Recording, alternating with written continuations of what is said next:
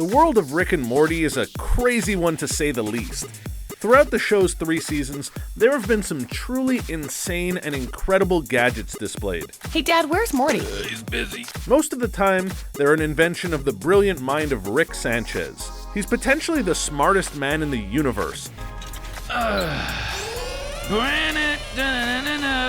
But he also happens to be completely messed up and out of his mind. Morty, keep your hands off your ding-dong. It's the only way we can speak freely.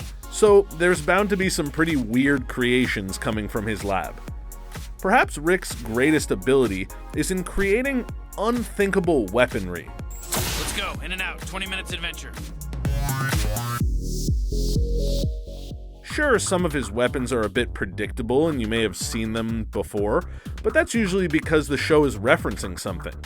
Take Rick's freeze gun, for example. It's a sci-fi classic weapon that appears in almost every comic book you can find, like Mr. Freeze from Batman. Everybody has a freeze gun. It's a classic mad scientist device. Oh jeez, Rick! What'd you do to Frank? Pretty obvious, Morty. I froze him. And it makes total sense that Rick Sanchez would have one too. It's appeared several times throughout the series, but most notably in the pilot episode. Much like the freeze gun, another long-running bad guy weapon is the Death Ray. In the show, Rick builds it at the end of the 3rd episode of the 2nd season after finding a breakup note left for him by a hive mind named Unity. Heartbroken and defeated, he heads back to the garage to build this thing and tests it on terrified creatures.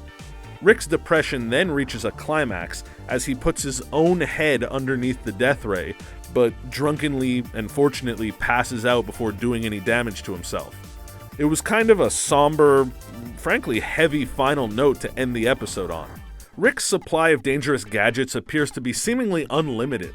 In the Get Swifty episode, we see him sporting a particle beam wristwatch, which shoots a green blast that vaporizes a target immediately.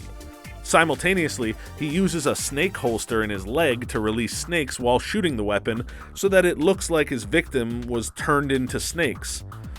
Somewhere Chris Angel is furious that he didn't think of that first.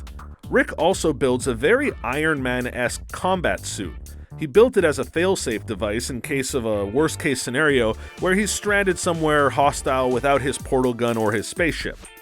Tony Stark would be proud of all the gizmos and doodads that these suits feature. They've got missiles, energy guns, a flamethrower mounted on the wrist, a non-lethal electrical blast that knocks a target unconscious for several hours. There's arm-mounted blades and buzzsaws, a rocket propulsion system on the boots, and a pretty awesome sound system with speakers on the shoulders. Finally, one of the very first weapons that we get a glimpse of in Rick and Morty is the Neutrino Bomb. In the very first episode, a drunken Rick wakes up his grandson Morty and tells him that he has a surprise for him. They hop in the spaceship and fly above the town, where Rick reveals that he built a neutrino bomb that will wipe out all of humanity. I had to create a bomb. What? A bomb? We're gonna drop it down there and get a whole fresh start. Rick's plan is to go nab Morty's crush, Jessica, and have the two of them be the only survivors so that they can repopulate the planet together. And you're gonna be Adam. And Jessica's gonna be Eve. What a sweet gesture. He'd be willing to wipe out the entire planet just so that his grandson can get a little action. Thanos wouldn't even go to those lengths. In the end, Morty manages to wrestle away control of the ship and stop his granddaddy. Rick claims that the whole thing was a test to get Morty to act more assertive, but that could have just been an excuse for getting overpowered by a child. It's important to note that not all of Rick's incredible inventions are all dangerous weapons. There are several that have to do with travel, either of the space or the time variety.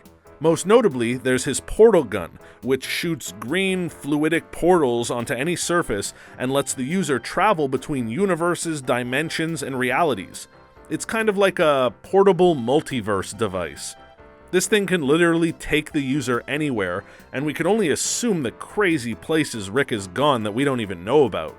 Come on, don't look at another man's portal gun history. We all go to weird places. It's like looking through someone's browser history, you know? I've been noticing that every time I leave to go out, the next time I open the computer, the browser history's been cleared. There's also the microverse battery, which supplies power to Rick's flying ship.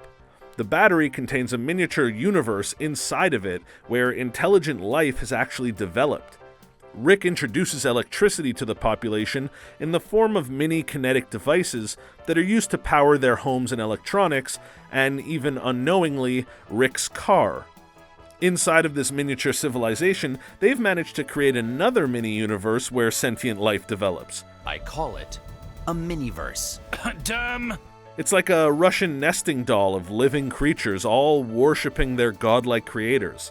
The whole thing is very complicated and thought-provoking and meta, which makes it all the more hilarious that it's all just a means to get Rick's car running.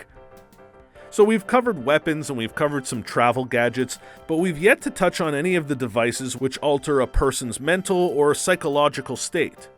Take, for example, the Cognition Amplifier, which is an IQ-enhancing helmet that can increase the intelligence of anything that wears it.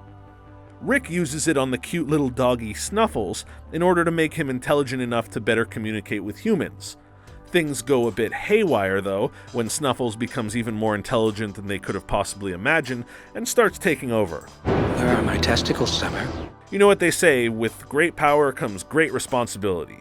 And ignorance is bliss, and a picture's worth 1,000 words. And don't eat cheese before noon. I don't know, they say a lot of things. Rick's Dream Inceptor is a subtle nod to Christopher Nolan and Freddy Krueger, where our heroes can travel inside the dreams of another through a gadget planted in the user's ear.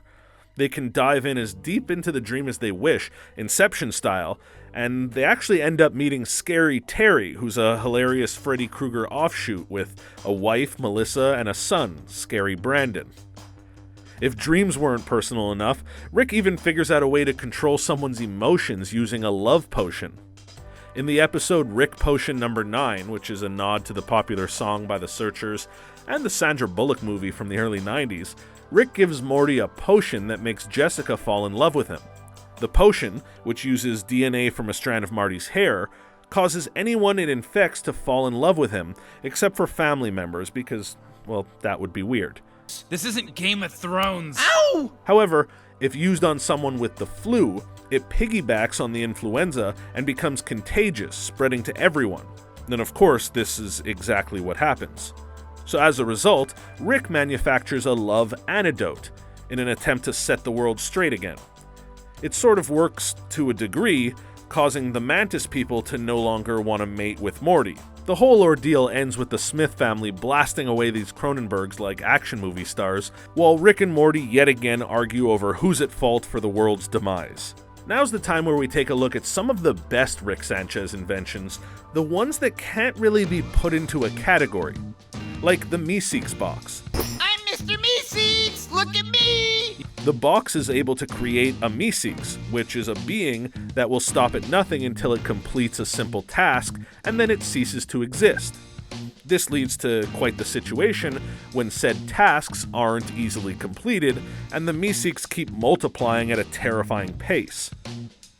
At least that thing has a purpose, unlike the Plumbus, which appears to be a fixture in every home and business in the galaxy, only its functionality is never quite explained.